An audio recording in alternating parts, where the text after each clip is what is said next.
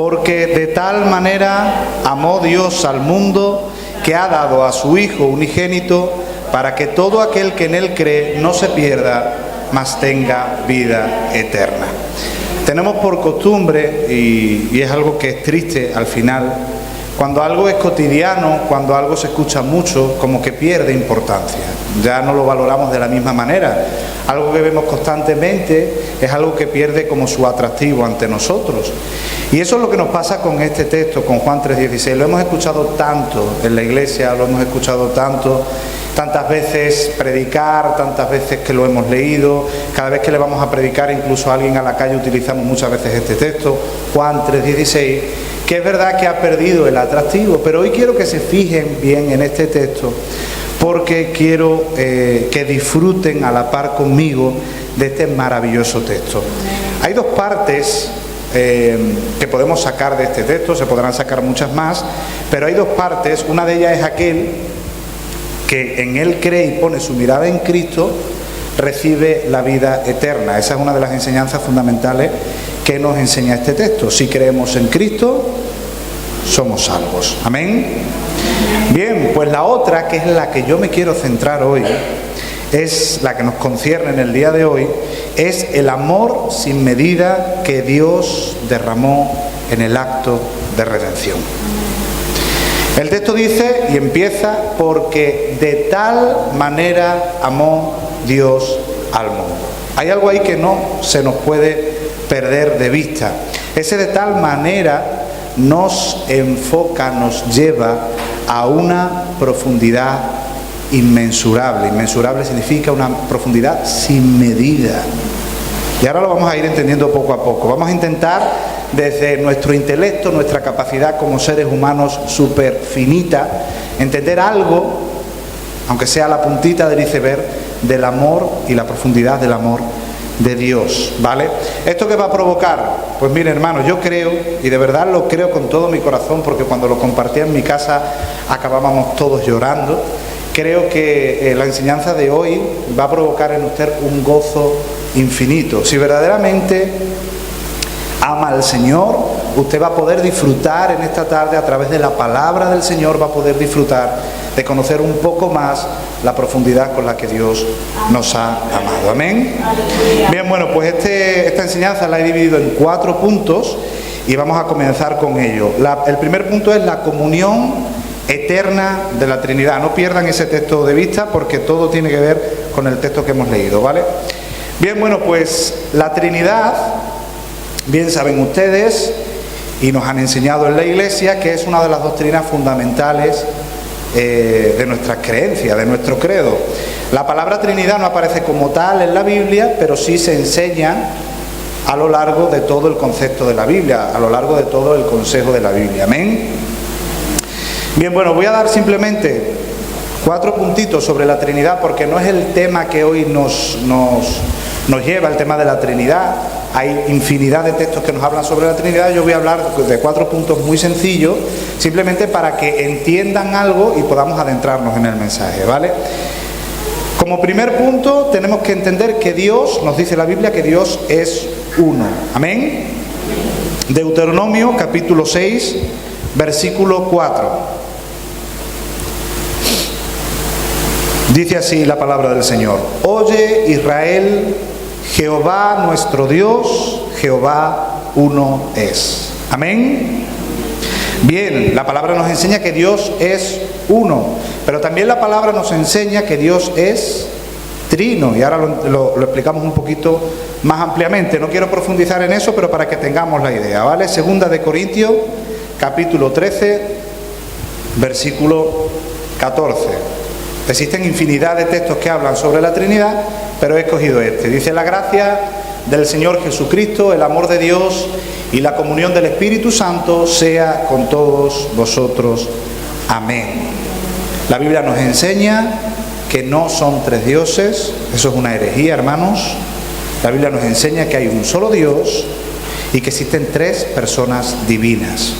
Eso es lo que la Biblia nos enseña: Dios Padre, Dios Hijo y Dios Espíritu Santo. Amén. Bien, otro de los puntos. Los tres son iguales en esencia, pero distintos en persona, con voluntad y personalidad propia. Vamos a ver un pasaje, Juan 14, 16. Dice así: y yo, está hablando Cristo, y yo rogaré al Padre y os dará otro consolador para que esté con vosotros para siempre. ¿Quién es el que habla? Es el Hijo en propia persona, quien ruega a otro, que es el Padre, para que les envíe a otro, que es el Espíritu Santo. ¿Se dan cuenta que hay tres personas diferentes, con voluntad diferente, con personalidad diferente? ¿Lo entendemos eso? Amén.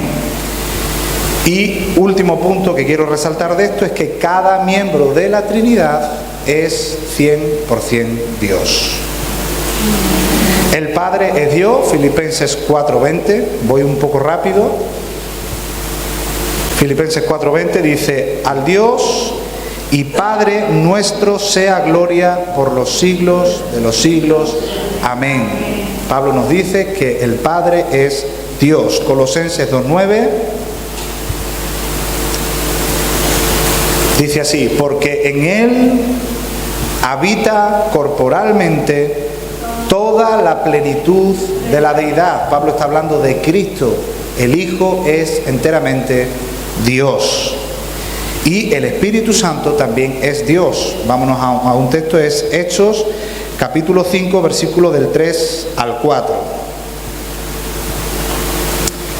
Dice así: y dijo Pedro: Ananías, ¿por qué llenó Satanás tu corazón? Escuchen bien, para que mintieses al Espíritu Santo y sustrajeses del precio de la heredad. ¿A quién mintió Ananías? ¿Hola? Al Espíritu Santo. Reteniéndola, dice: no se te quedaba a ti y vendida no estaba en tu poder. ¿Por qué pusiste esto en tu corazón? No has mentido a los hombres, sino a Dios. ¿A quién ha mentido? A Dios. Por tanto, el Espíritu Santo es también Dios. Bien, con este concepto claro, podríamos profundizar mucho más, pero no es el tema que nos habla hoy. Vale, vamos a entrar a ver algo sobre la Trinidad. Quiero que entiendan que la Trinidad, que Dios es uno, pero que Dios es un ser trino. Amén. Vamos a empezar con la comunión eterna de la Trinidad. Génesis, aquí sí me voy a parar un poquito más, ¿vale? Génesis capítulo 1, versículo del 1 al 3. Vamos a comenzar por la Biblia. El comienzo de la Biblia. Dice: en el principio creó Dios los cielos y la tierra estaba desordenada y vacía, y las tinieblas estaban sobre la faz del abismo, y el Espíritu de Dios se movía sobre la faz de las aguas, y dijo Dios: sea la luz, y fue la luz.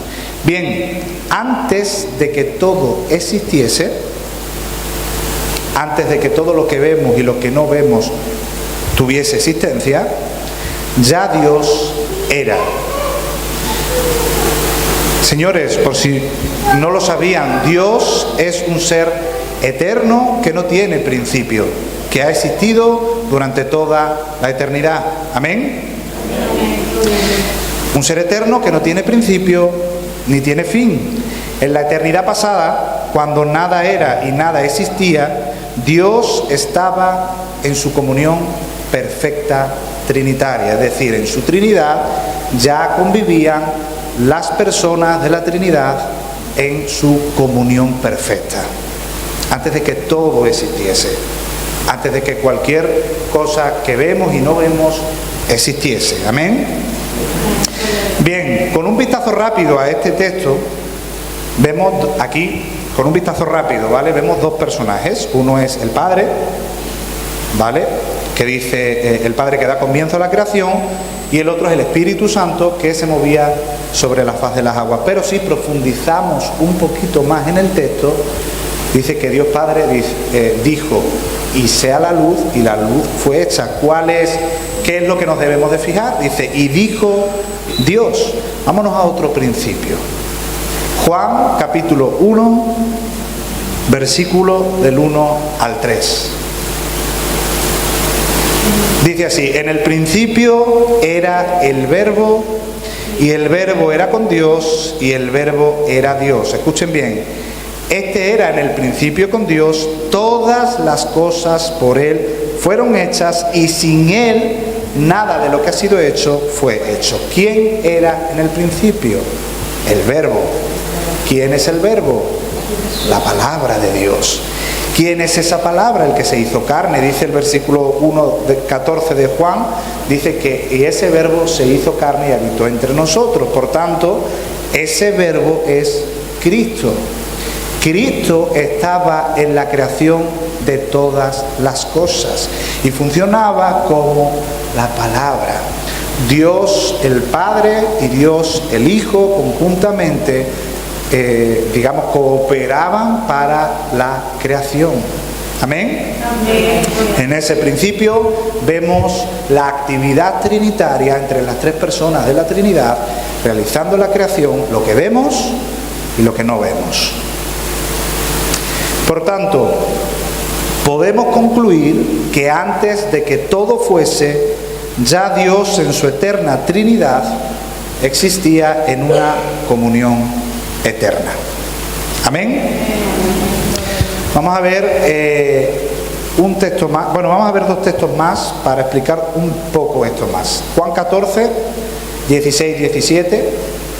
Vemos a Cristo rogando al Padre. Dice: y yo rogaré al Padre y os dará otro consolador para que esté con vosotros para siempre, el Espíritu de verdad, al cual el mundo no puede recibir porque no le ve ni le conoce, pero vosotros le conocéis porque mora con vosotros y estará en vosotros. Ahí vemos, aunque este texto nos está enseñando la venida del Espíritu Santo, la promesa del Espíritu Santo, podemos ver cómo hay una cooperación entre el Padre, entre el Hijo y entre el Espíritu Santo. Lo que quiero que atiendan o que pongan la atención es en la actividad trinitaria y la cooperación trinitaria que hay entre las tres personas de la Trinidad. Y ahora entenderán por qué.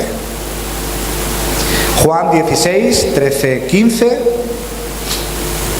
Juan capítulo 16, versículo del 13 al 15 dice: pero cuando venga el Espíritu de verdad, Él os guiará toda la verdad, porque no hablará por su propia cuenta, sino que hablará todo lo que oyere y os hará saber las cosas que han de venir. Él me glorificará, porque tomará de lo mío y os lo hará saber.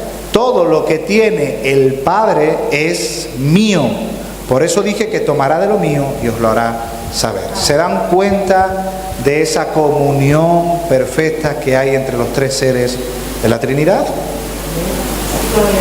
Mira, vamos a leer un texto más y pasamos al siguiente punto. Génesis capítulo 1, versículo 26. Entonces dijo Dios: hagamos al hombre a nuestra imagen, conforme a nuestra semejanza, y señoree en los peces del mar, en las aves de los cielos, en las bestias, en toda la tierra y en todo animal que se arrastra sobre la tierra. Aquí hay una conversación. Entonces dijo Dios: hagamos. ¿Quién está hablando con quién? Hagamos al hombre a nuestra imagen, conforme a nuestra semejanza. Señores, Dios está hablando con Dios. El Padre, el Hijo y el Espíritu Santo mantienen una conversación en el proceso de la creación. ¿Por qué dice hagamos? ¿Y por qué dices esto? Lo dice en plural: hagamos. Vamos a quién es el que tenía el poder creativo. Solamente lo tiene Dios. Eso es un atributo de Dios. La creación no le pertenece a los ángeles, no le pertenece a hombres más grandes, no le pertenece a los héroes, solamente le pertenece a Dios. Es un atributo de Dios la creación. Hagamos al hombre a nuestra imagen. No habla con ángeles ni con otra cosa creada. ¿Por qué? Vamos a leer el 27, Luis. Y creó Dios al hombre a su imagen. A imagen de Dios los creó, varón y hembra los creó. ¿Quién es el que está hablando? Dios. ¿Quién es el que realiza la creación? Dios. Podemos contemplar en este versículo que Dios se complace en su propia perfección porque se coge como modelo para crear al hombre. Amén. Bien, pues lo único con estos textos, lo único que he pretendido es que puedan activar un poco la comunión perfecta que existía en la Trinidad. Ya les digo, antes de que todo existiese, Dios vivía en una deleitosa, entrañable y perfecta comunión, con un amor que no podemos llegar nosotros a entender, un amor infinito, un amor que se nos escapa de la mente, el amor que existía entre los miembros de la Trinidad. Fijaros que el texto que hemos leído antes dice: de tal manera amó Dios al mundo que ha dado a su Hijo, para que todo aquel que en él cree no se pierda y tenga vida eterna. ¿Cuál era el dolor del Padre que entregó a su Hijo? No por todo lo que pudiésemos valer nosotros, sino porque Él nos amó con gran amor. Amén. Bien, vamos al segundo punto. Entendiendo la plenitud y la deleitosa comunión que existe entre los miembros de la Trinidad, vamos a ver la posición de Cristo en la eternidad. Segundo punto, posición de Cristo en la eternidad. Dice: ya sabemos que Cristo es Dios. Amén. Es muy importante que creamos eso, hermanos. Y la Biblia nos enseña cómo Él era en su eternidad antes de la encarnación. Ya hemos visto en Juan 1:1 todo eso que estamos hablando. Pero además Juan nos deja ver algo más sobre el estado eterno del Señor Jesús. Juan capítulo 17, versículo 5. Hermanos, cuando tengan tiempo en casa, lean este capítulo entero. Para mí es el lugar santísimo de la Escritura, porque es una conversación directa entre el Padre y el Hijo. Vamos a asistir, vamos a ser testigos de una conversación entre el Padre y el Hijo, entre dos miembros de la Trinidad. Es algo impresionante, hermanos. Pero solamente vamos a leer el 5. En casa pueden leer algo más si quieren.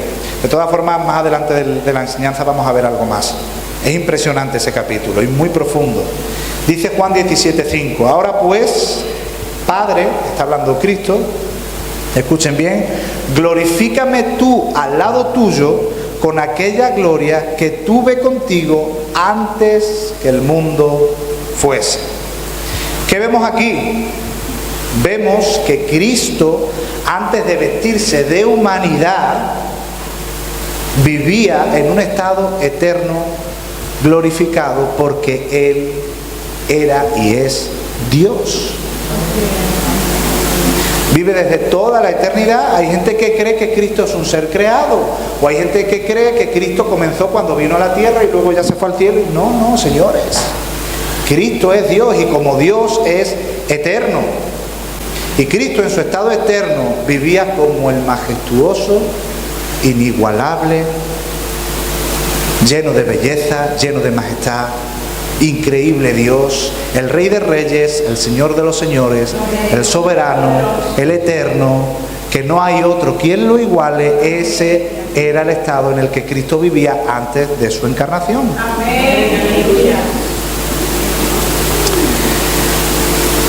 La oración que realiza el Señor Jesús a Dios el Padre, que me encantaría que lo leyesen en casa, el capítulo 17 de Juan, nos permite observar que Cristo, antes de encarnarse, estaba en un estado de gloria igual que el Padre.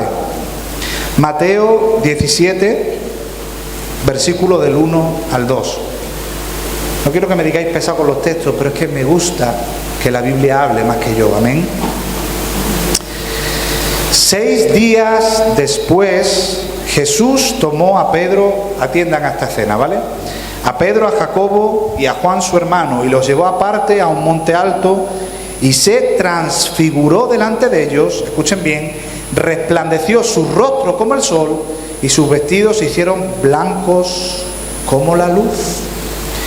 En un momento, en unos instantes, porque mira, hermanos, si Cristo hubiese venido en este tiempo, nosotros no nos hubiésemos dado cuenta que Él era el Hijo de Dios, porque vino como un hombre normal y corriente, como un ser humano normal y corriente, como uno de nosotros. Si hubiese sentado ahí, no hubiésemos sabido que era Cristo, que era el Hijo de Dios, que era Dios mismo. ¿Por qué? Porque Él, a través de su humanidad, tomó una vestidura de humanidad, veló, es decir, ocultó esa gloria que tiene. Pero por un momento cogió a 3 de sus discípulos y les permitió ver algo de esa gloria. Una gloria que cada vez que los profetas del Antiguo Testamento, lo pueden leer en Isaías, en Ezequiel, que incluso los discípulos cuando vieron un poco de esa gloria se volvían locos. Pedro, y lo podéis ver en la Biblia, si seguís leyendo en Mateo 17, Pedro se volvió un poco loco. ¿Por qué? Porque vio a Elías y a Moisés al lado de Jesús, hablando con él, y Pedro quería realizar como unas enramadas, como unos altares de adoración. Se volvió como loco por ver la gloria del Señor. Y solamente le dejó ver un poco, incluso a Moisés. No sé si recordáis el capítulo de Moisés, cuando le dice a Moisés: quiero ver tu rostro, quiero ver tu gloria. Y el Señor le dice: no es posible, porque quien vea mi gloria enteramente, ciertamente morirá. Escúchenme y entiéndanme cómo lo digo, tan impresionante y tan terrible es la gloria del Señor, que nuestros cuerpos humanos no podrían soportarla. Por eso necesitamos un cuerpo glorificado, que si Dios quiere lo tendremos algún día. Un cuerpo glorificado, una morada que está preparando el Señor para nosotros en los cielos, que es nuestro cuerpo glorificado, para poder estar en comunión eterna con Él. Bien, sin irme de esto, en un momento Jesús permitió a 3 de sus discípulos ver su apariencia en su estado eterno como Dios. Su gloria, como bien os he dicho, fue velada por su humanidad, pero Cristo tenía la plenitud de la gloria de Dios en Él, porque Él es Dios. Amén. Entonces, ¿qué es lo que pasó? Porque Cristo está en un estado eterno de gloria, de majestad, porque Él es Dios. ¿Qué pasó? Pues vámonos a uno de los textos fascinantes. Filipenses, capítulo 2, a partir del versículo 5. Dice: haya pues en vosotros este sentir que hubo también en Cristo Jesús. Escuchen bien. El cual siendo en forma de Dios, es decir, el cual siendo Dios, no estimó el ser igual a Dios como cosa a que aferrarse, sino, escuchen bien, que se despojó a sí mismo, tomando forma de siervo, hecho semejante a los hombres, y estando en la condición de hombre, se humilló a sí mismo, haciéndose obediente hasta la muerte y muerte de cruz. ¿Qué hizo Cristo? Cristo, para obedecer la voluntad del Padre, se vistió de humanidad, se despojó de esa gloria. No, despojar no significa que la tirase, no, simplemente que veló su gloria para venir a esta tierra a la miseria de la humanidad, hermanos. ¿Qué ejemplos podía poner? Es como si uno de los grandes emperadores del mundo, uno de los reyes del mundo, se pone a barrer un sitio. Es un ejemplo un poco absurdo, pero para que ustedes lo puedan entender. Ojalá Dios nos dejase ver un poquito de su gloria para que entendiésemos la grandeza y la profundidad de la gloria del Señor. Amén. El Dios eterno, el Dios que lo creó todo, el Dios soberano, majestuoso, inigualable. Ese Dios se vistió de humanidad. Y no solamente se vistió de humanidad, no solamente se hizo hombre, sino que también, aparte de hacerse hombre, dejó que lo condenaran como un vil criminal. Lo escupieron, lo maltrataron como si fuese un criminal. Dice la Biblia que bajó a lo más profundo de la miseria, de la profundidad de la tierra. Lo que está hablando la Biblia ahí es el estado en el que el Señor Jesús estuvo, es decir, fue obediente hasta la muerte, dice, y muerte de cruz, que era lo más vergonzoso que podía haber en ese tiempo. El que moría en una cruz era porque el pueblo de Roma lo consideraba uno de los peores criminales de aquella época. Lo que pasa es que estamos tan acostumbrados a oír el mensaje de la cruz que parece que no le damos importancia, que no le damos valor. Pues así es. Esto es lo que ocurrió. ¿Se acuerdan en Juan 17:5 cuando hemos leído que le dice, ahora pues Padre, glorifícame tú al lado tuyo? ¿Habéis visto esa rogativa que le hace el Hijo al Padre? Pues se cumple. Vete otra vez a Filipenses capítulo 2 a partir del 9. Se cumple aquí, hermano, esta es la respuesta del Padre al Hijo. Por lo cual Dios, escuchen bien, también le exaltó hasta lo sumo y le dio un nombre que es sobre todo nombre. Versículo 10, para que en el nombre de Jesús se doble toda rodilla de los que están en los cielos y en la tierra y debajo de la tierra. Seguimos. Y toda lengua confiese que Jesucristo es el Señor, para gloria de Dios Padre. Todavía no lo vemos eso. Los que somos cristianos sí nos arrodillamos y confesamos a Cristo. Los impíos todavía no. Pero llegará un día en que toda lengua y toda rodilla se doblará delante de la presencia del Señor y reconocerá que Él es el Señor de señores y el Rey de reyes. Amén. Bien, pues esto es lo que ocurrió. El Hijo se despojó de esa gloria, se vistió de humanidad y vino a la tierra. Pero eso no es lo más grave. Punto número 3. Vamos al tercer punto y voy rápido. La interrupción momentánea de la perfecta comunión. Ese amor del que hablamos, del que estamos hablando, se traduce en lo siguiente. Vámonos a una cena que me gustaría que la viviesen conmigo en esta tarde. Marcos, capítulo 14, versículo 34 al 36. Dice así la palabra del Señor. Y les dijo, mi alma está muy triste hasta la muerte. Quedaos aquí y velad. Yéndose un poco adelante, se postró en tierra, seguro que conocéis esta escena, y oró que si fuese posible pasase de él aquella hora. Y decía, Abba, Padre, todas las cosas son posibles para ti, aparta de mí esta copa, mas no lo que yo quiero, sino lo que tú. Cristo está en el huerto de Getsemaní. La hora llegaba, el momento llegaba. Y escuchen bien, no es el sufrimiento lo que hacía que él estuviese triste y en agonía. No es lo que vemos en la película de la Pasión de Cristo, que es una película que sí te puede remover las emociones, pero es una película muy romántica, que lo único a lo que te lleva es a tener lástima y pena, pero no era el sufrimiento en sí lo que a Cristo le estaba haciendo entrar en esta agonía.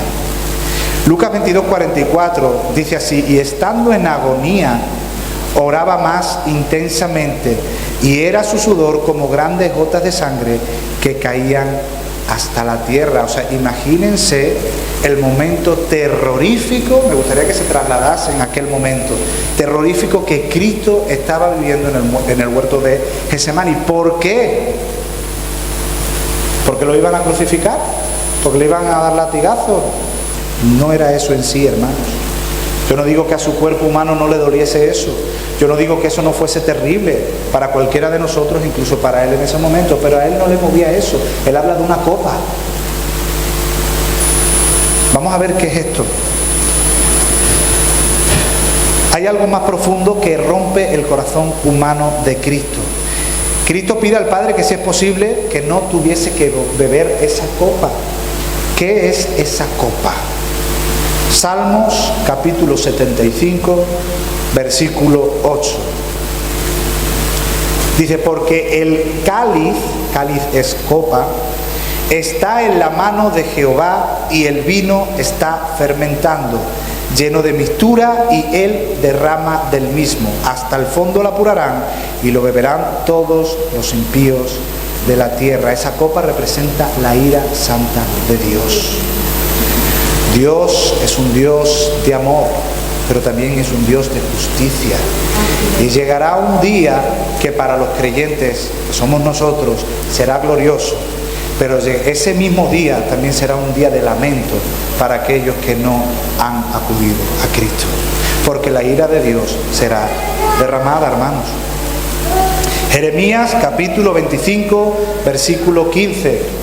Dice, porque así me dijo Jehová Dios, de dar de beber de él a todas las naciones a las cuales yo te envío. La copa, no quiero utilizar los textos fuera de contexto, pero sí quiero que cojamos estos textos para que entendamos qué significa esa copa de la que Cristo está hablando. La copa de la que Cristo habla es la copa de la ira santa de Dios.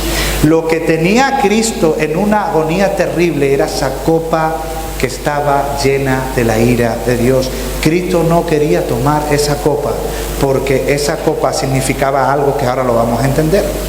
Sugel Michelin, que es un predicador que a mí me gusta escuchar, habla esto sobre el texto que hemos leído. Dice, escuchen bien, la agonía no fue por la expectativa del sufrimiento físico de la cruz.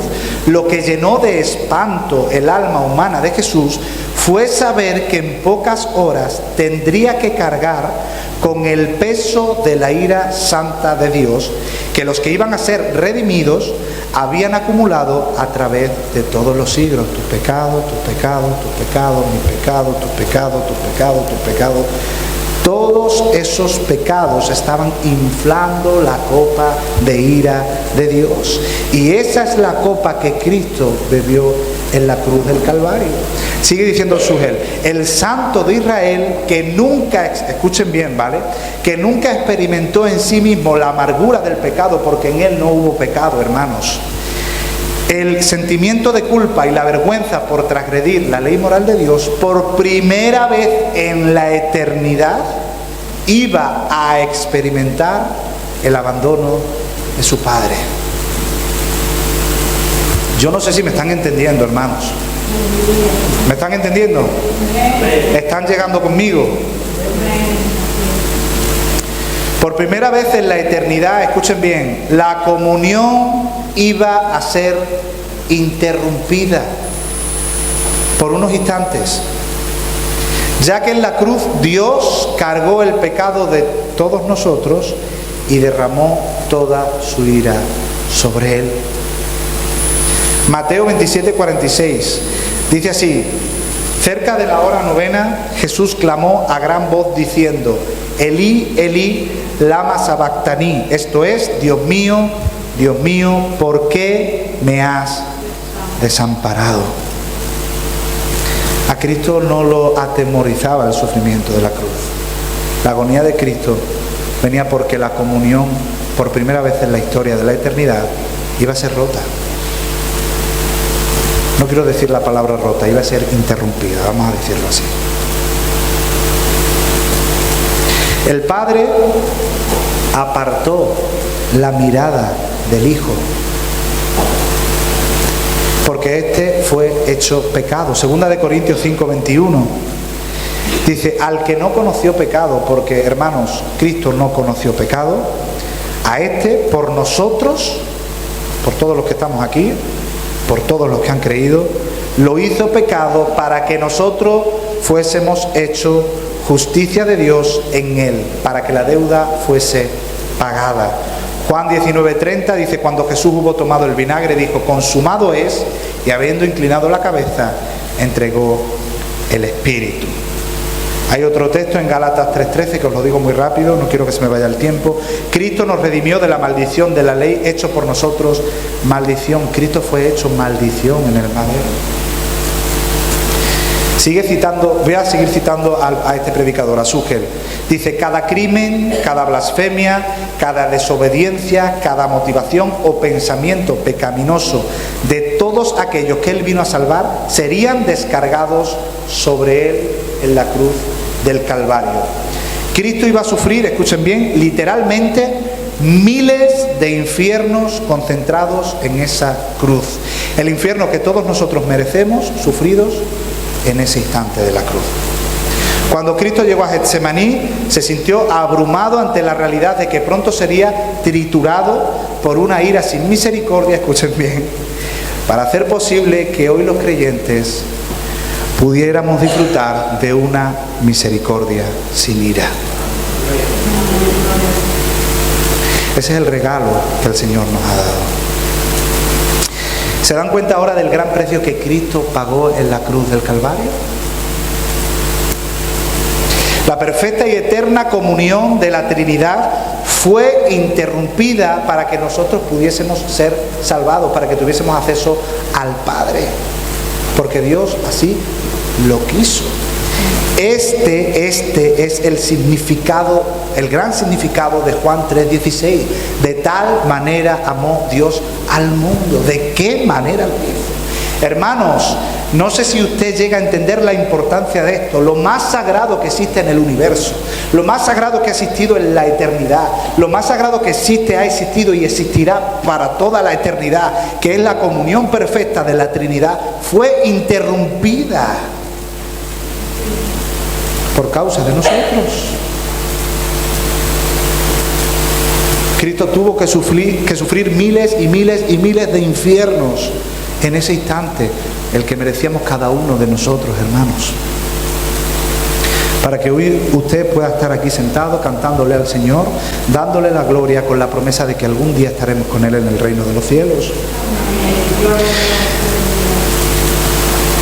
Dios nos amó de tal forma que permitió que la comunión eterna de la Santísima Trinidad fuese interrumpida por un instante, para que de esa forma el Hijo pagase la deuda que nosotros teníamos con Dios.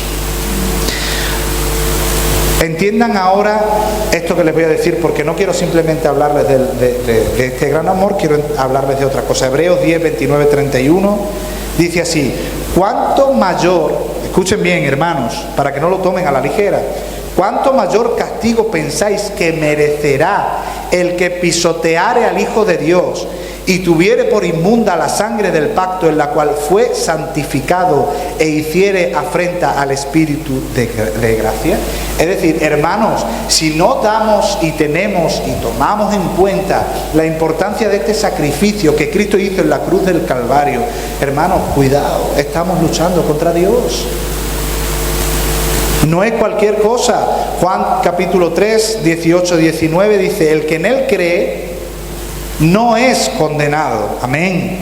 Pero el que no cree, escuchen bien, ya hay una sentencia para el que no ha creído.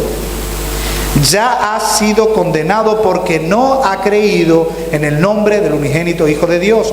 ¿Cuál es la condenación? Dice, y esta es la condenación, que la luz vino al mundo y los hombres amaron más las tinieblas que la luz, porque sus obras eran malas. No seamos necios, hermanos, y disculparme por la palabra, no seamos necios, con todo mi respeto. No tengamos en poco el sacrificio que Cristo hizo por nosotros. A partir de ahora debemos de arrodillarnos delante de la presencia del Señor y decirle: Dios mío, gracias.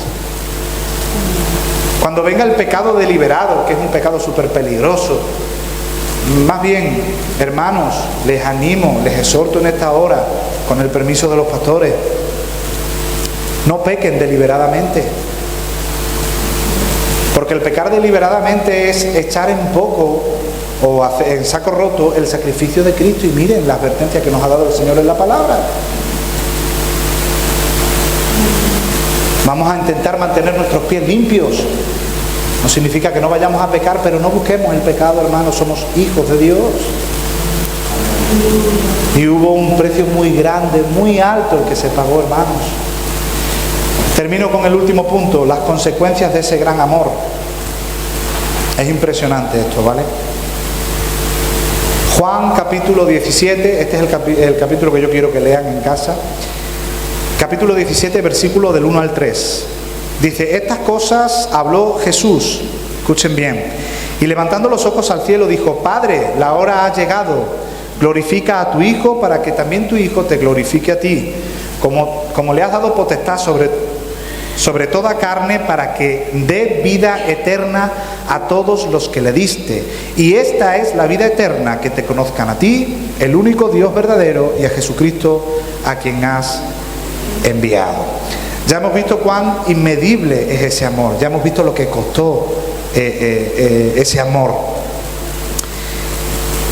el precio que Cristo pagó por nosotros. Pero Cristo no solo pagó la deuda, es decir, Cristo pagó una deuda y nos dejó a nuestra suerte, no, sino que también ganó para nosotros bendiciones sin medida, hermanos.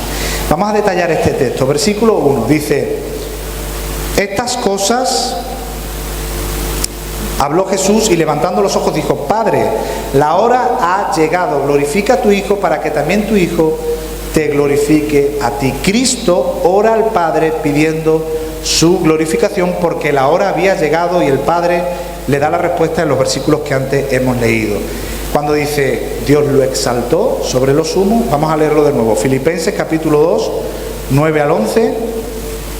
Voy muy rápido. Dice: por lo cual Dios también le exaltó hasta lo sumo y le dio un nombre que es sobre todo nombre, para que en el nombre de Jesús se doble toda rodilla de los que están en los cielos, los que están y en la tierra y debajo de la tierra, y toda lengua confiese que Jesucristo es el Señor, para gloria de Dios Padre. Escuchen bien, esa gloria que vemos ahí, nosotros somos participantes.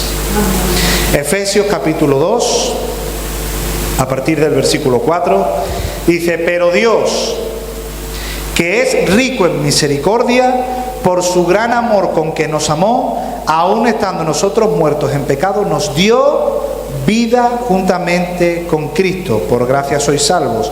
Y juntamente, escuchen bien, con Él nos resucitó y asimismo nos hizo sentar en los lugares celestiales con Cristo Jesús. ¿Para qué? Para mostrar en los siglos venideros las abundantes riquezas de su gracia en su bondad para con nosotros en Cristo Jesús. Nosotros somos participantes de esa gloria, hermanos, por el gran precio que Cristo pagó. ¿Por qué? ¿Porque lo merecemos? No. Porque Él nos amó con amor eterno. Amén. Versículo 2 dice: como le has dado potestad sobre toda carne, para que dé vida eterna a todos los que le diste. Escuchen bien, porque esto me llamó muchísimo la atención. Muchas veces pensamos que Cristo es un regalo de Dios para nosotros, pero no hemos llegado a alcanzar a entender que nosotros, escuchen bien, nosotros somos un regalo de Dios para Cristo. Escuchen bien, Tito capítulo 1, versículo del 1 al 2. Dice: Pablo, siervo de Dios y apóstol de Jesucristo, conforme a la fe de los escogidos de Dios y el conocimiento de la verdad que es según la piedad, en la esperanza de la vida eterna, la cual Dios, que no miente, escuchen bien, prometió desde antes del principio de los siglos. ¿Quién habitaba el principio de los siglos? Lo hemos visto antes. Dios en su eterna Trinidad. ¿A quién Dios promete y le da la promesa si solamente existía la Trinidad? A Dios mismo. Dios el Padre prometió desde la eternidad pasada un pueblo redimido para su Hijo. Os vuelvo a leer el versículo 2. Dice: como le ha dado potestad sobre toda carne, para que dé vida eterna. La potestad que Cristo tiene es de dar vida eterna. ¿Para qué? ¿A quién? A todos los que el Padre le dio. Somos un regalo, un pueblo escogido, un regalo de Dios el Padre a Dios el Hijo, hermanos. ¿Y eso qué importancia tiene? Muchísima. Porque pasamos a formar parte de la comunión que tiene, la comunión perfecta que tiene la Trinidad. No sé si me están entendiendo, hermanos. A mí es que esto me talla la cabeza. Esa es mi esperanza, hermanos. No quiero ser descanso de verdad, pero quiero que entren en esto. Es impresionante lo que el Señor ha ganado para nosotros. Me vas a disculpar, pastor. Estamos tan ocupados, hermanos, en nuestro día a día. Venimos a la iglesia a ver si hoy me hablan de cómo debo de llevar mi matrimonio. Venimos a la iglesia para que me digan cómo debo de ejercer mi trabajo. Venimos a la iglesia para coger las cosas que nosotros necesitamos y las cosas que nosotros queremos para que nuestra vida aquí en la tierra nos vaya mejor. ¿Es malo, Antonio? No estoy diciendo que eso sea malo. Pero nuestra vida tiene que estar mirada bajo la lupa de la gloria eterna de Dios. Cuando aquí se predica sobre la gloria de Dios, sobre los atributos de Dios, sobre el amor de Dios, eso es lo que debe regir nuestra vida. Si nosotros cada circunstancia de nuestra vida la midiésemos con la gloria de Dios, ya te digo yo a ti que no le darías importancia si llegas al culto y el hermano no te ha saludado. Muchas veces nos enfadamos porque pasa el hermano por el lado y no nos saluda. Eso pierde importancia. Hermanos, ¿no es esta la vida que nosotros debemos de aspirar y vivir? No sé si lo entienden. Nos espera una vida en los cielos. Y es maravilloso saber y entender que vamos a ser participantes de esa gloria. En serio, hermanos, no pierdan tanto el tiempo en las cosas de esta vida.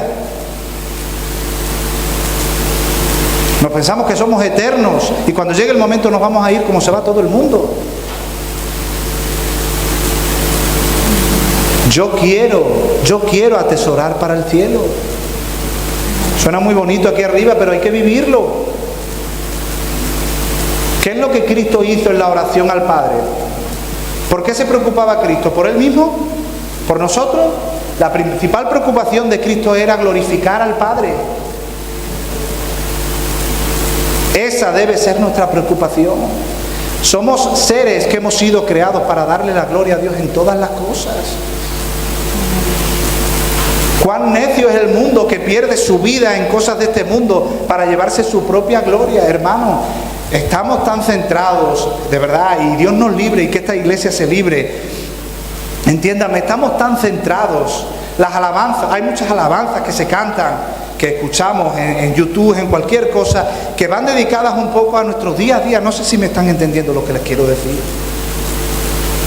No nos tenemos que enfocar tanto en nuestro día a día, en nuestra vida. Nuestro enfoque debe ser la gloria del Señor, porque ante la gloria de Dios todo perderá importancia. Ay, hermanos, que me encantaría que me entendiesen en esta tarde. Créanme, de verdad, ojalá el Señor nos diera una visión como a Isaías o como a Ezequiel. Es impresionante, hermanos. Me estoy desviando un poco, pero vamos a entrar otra vez. Somos un regalo de Dios el Padre, a Dios el Hijo. Es maravilloso, es impresionante, hermanos. En el versículo 2 que hemos leído antes, Jesús dice que Él tiene la vida eterna y que se la da a aquellos que el Padre les dio. Es decir, son de Dios el Padre y se los entrega a Dios el Hijo. Lo dices tú, Antonio, ¿no? Juan capítulo 6, versículo 44 dice: ninguno puede venir a mí si el Padre, está hablando Cristo, ninguno puede venir a mí si el Padre que me envió no le trajere, y yo le resucitaré en el día postrero. Versículo 3, y voy terminando, de verdad, me he pasado un poquito del tiempo. Dice: y esta es la vida eterna. Escuchen bien lo que es la vida eterna. La vida eterna no es una vida para siempre. Escuchen bien. Esta es la vida eterna. Que te conozcan a ti, el único Dios verdadero, y a Jesucristo a quien has enviado. La vida eterna, como bien os he dicho, no consiste en una vida para siempre, sino más bien en que estaremos eternamente en una comunión íntima con Dios, siendo partícipes del amor de Dios, del amor incalculable que existe entre las tres personas de la Trinidad. Es decir, nosotros vamos a ser partícipes del amor eterno con el que la Trinidad se ha amado durante toda la eternidad. ¿Lo entienden eso? Eso es lo que el Señor ha ganado para nosotros. Es impresionante, hermanos. Juan 17:20 dice así: mas no ruego, miren bien, mas no ruego, 17:20, mas no ruego solamente por estos, por los discípulos, sino también por los que han de creer por la palabra de ellos, que somos todos nosotros. Dice: para que todos, escuchen bien, sean uno como tú, oh Padre, en mí y yo en ti, que también ellos sean uno en nosotros. Vamos a ser Y entiéndanme como lo digo, no quiero que suene a herejía, vamos a ser parte de la Trinidad, hermanos. Es impresionante. Dice, para que todos sean uno como tú, oh Padre, en mí y yo en ti, que también ellos sean uno en nosotros, para que el mundo crea que tú me enviaste. La gloria que me diste, escuchen bien, yo les he dado. No entiendo cómo no saltan de la silla, en serio, es que es impresionante. La gloria que me diste yo les he dado para que sean uno, así como nosotros somos uno. Yo en ellos y tú en mí, para que sean perfectos en unidad, para que el mundo conozca que tú me enviaste y que los has amado a ellos como también me has amado a mí. Increíble, hermanos. Disfrutaremos de una unión perfecta con Dios, sin fisuras. Nos envolverá su amor de tal forma que cada célula de nuestro ser, nuestro cuerpo glorificado, supurará plenitud de gozo. Amén. Imaginen el momento más pleno de su vida, en el que más gozo han tenido en su vida, no sé, el nacimiento de un hijo, cuando se casaron, el momento más gozoso de su vida, imagínenlo, pues eso constantemente y multiplicado por infinito. Eso es lo que va a suceder cuando estemos en la plenitud del gozo del Señor. En el lugar donde Cristo esté, nosotros estaremos. Dice el versículo 24, dale al otro, Luis. Padre, aquellos que me has dado, quiero que donde yo estoy, escuchen bien, también ellos estén conmigo para que vean mi gloria que me has dado, porque me has amado desde antes de la fundación del mundo. Qué glorioso y espectacular es lo que Cristo ha ganado para nosotros. Amén.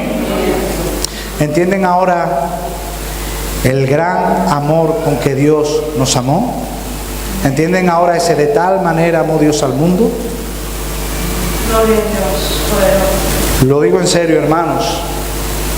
Me gustaría que meditasen en estas palabras. El Señor se entregó por nosotros, siendo Dios, para pagar nuestros pecados, para que no sufriéramos el infierno, para que no sufriéramos la ira santa de Dios. Pero no solamente eso, sino que también nos ha prometido una eternidad en la comunión eterna con Él, con un amor incalculable que supurará, como he dicho antes, cada célula de nuestro ser glorificado. Es impresionante lo que nos espera, hermanos. Voy a cerrar con un pequeño testimonio que ocurrió durante la pandemia. Lo cuenta un pastor de la misión de Filadelfia. Y voy a intentar rescatarlo. Es verdad que hay cosas que no me acuerdo, pero voy a intentar rescatarlo. Cuenta algo así como que durante la pandemia, sabéis ustedes, bueno, pues que hubo mucha gente que tenían que entubarla, que ponerla boca abajo y todo lo que ocurrió, ¿no? Bueno, pues una familia de la misión de Filadelfia tenían una mujer joven que cogió el COVID y la internaron en la UCI. Bien, bueno, pues internan la UCI, no contaban con ella, la tuvieron que poner boca abajo, la intubaron, en fin, no contaban con ella. Los médicos llamaban a los familiares, a su padre, a su madre, a su marido, tenía niñas también, tenía niños pequeños. Yo soy padre, hermano, y sé lo que duele un hijo. Y bueno, llamaban a la familia y le decían pues que no contaban con ella, que no contaban porque la cosa iba muy mal. A todo esto que bueno, ellos se pusieron a orar, a buscar al Señor, en fin, lo que hacemos todos, ¿no? Lo que ocurrió a la mañana siguiente es que llamaron los médicos y dijeron, no entendemos qué ha pasado aquí, no entendemos qué ha ocurrido aquí, ha dado una mejoría impresionante, y le hemos quitado la intubación porque es que ha empezado a respirar por sí misma y bueno, total que le ponen lo que hacían los médicos, lo ponían en videollamada para que los familiares pudiesen hablar con ella. Y empezaban a decirle su padre, hija mía, que ya pronto estás aquí, no te preocupes, que te vamos a ver, que todos llorando, y ella callada, ella estaba callada y llorando.